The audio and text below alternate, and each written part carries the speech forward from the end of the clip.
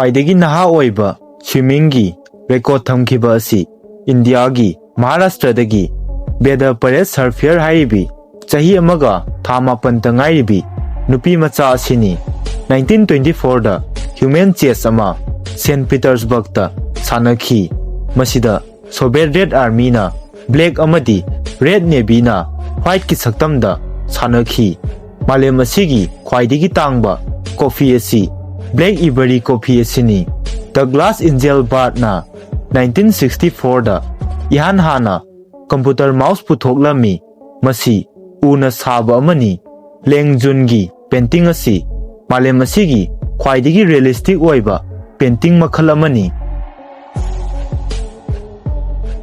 Hague number 1 India की ख्वाइदगी नहा ओइना इरोइबगी रेकॉर्ड थमखिबा असी चाही अमगा था मापन तंगाइबी बेदा परेड सर्फियर हाइबी अंगांग असिना थमखिबनी महांगना 100 मीटर्स इरोइदुना रेकॉर्ड असी थमखिबनी अदुगा महांगना इरोइबा मतमदा 10 मिनट्स 8 सेकेंड्स खक्ता चंखी मसी 2025 की दिसंबर दनी महाकी रेकॉर्ड असी इंडिया बुक्स ऑफ रेकॉर्ड्स ना सकखंखी महांगना असुमना इरोइखिबा असी था 13 ट्रेनिंग तौरबा मतुंगदनी हाइबा अंगांग असी महाराष्ट्र की Ratnagiri हाइबा मफम असिदगिनी।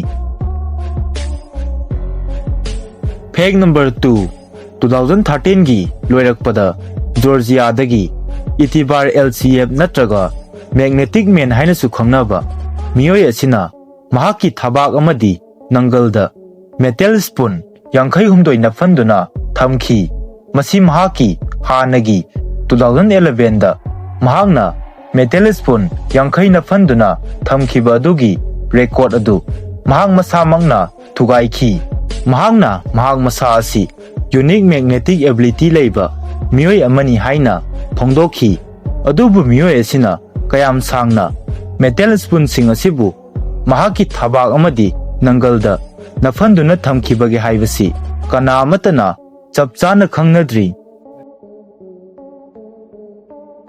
Hague number 3 ख्वाइदगी लाउबा mouth gap असी 6.52 सेंटीमीटर्स नी अदुगा हाइरिबे रेकॉर्ड असी समंथा राम्सडेल हाइरिबी नुपी असिना थमखिबनी मसी महांगना 2021 दा गिनेस वर्ल्ड रेकॉर्ड्स थमखिबनी महाग असी यूनाइटेड स्टेट्स की कनेक्टिकट हाइबा मफम असिदगिनी।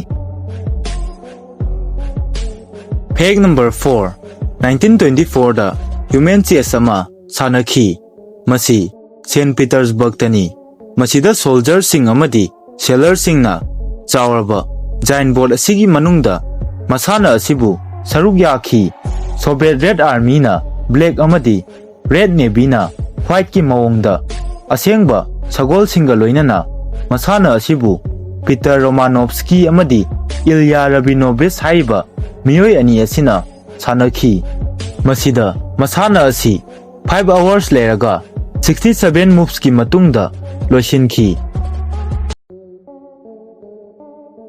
हेग नंबर 5 मालेम असिगी ख्वाइदगी पिकपा फिगगेट स्पिनर असी 100 माइक्रोन्स खक्ता पाई अदुगा मसीबु पुथोखिबा असी Oak Ridge National Laboratory Center for nanophase material science ना पुथोखिबनी स्पिनर असिबु पुथोखिबगी मरमदी हाइबा लैबोरेटरी असिगी एडवांस टेक्नोलॉजी असिबु मियाम दा खंगनबा अमदी मियाम की पुकनिंग थवनबनी हाइबा स्पिनर असिबु अखोइगी मिटना उबा ngamlabasु मसिना उंगबदी माइक्रोस्कोप अमगी मतेंग याउदना अखोइगी मिटना उबा फंगलोय।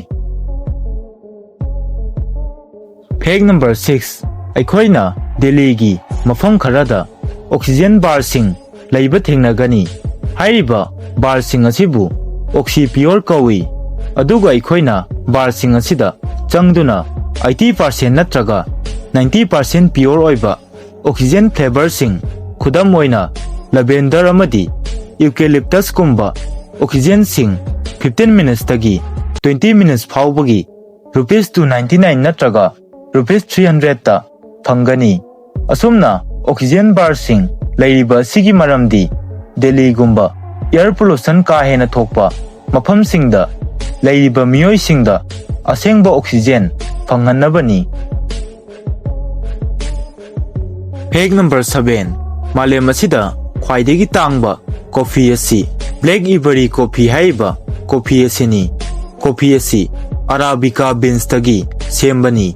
Aduga haiba Arabica beans asi samu amana digest tawraba matungda coffee asi sembada sijinnai.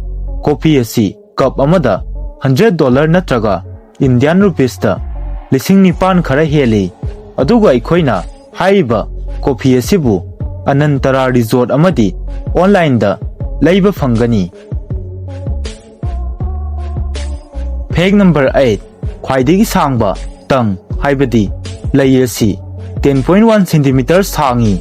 Aduga record asibu thamkhiba miyoy asina Nick Stoibal haiba miyoy asinani. Mahangna record asibu 2012 tagi ngasi phawba thamli. Aduga nupida Khwaidagi marei sangba nupi asina channel taper haibi nupi asini.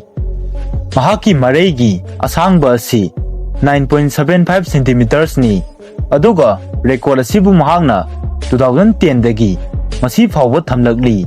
Makhoi animak Malem Asigi Khwaidagi marei sangba miyoy singni haina Guinness World Record chankhi.